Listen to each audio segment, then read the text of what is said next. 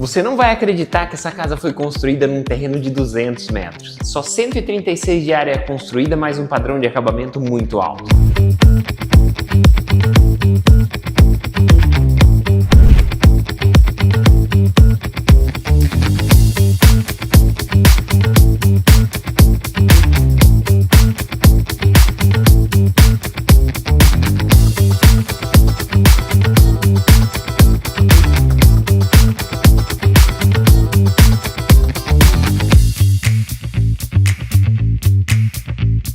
Então, se você estiver procurando uma casa em Indaiatuba, chame um especialista da Concretiza 3D e agende sua visita.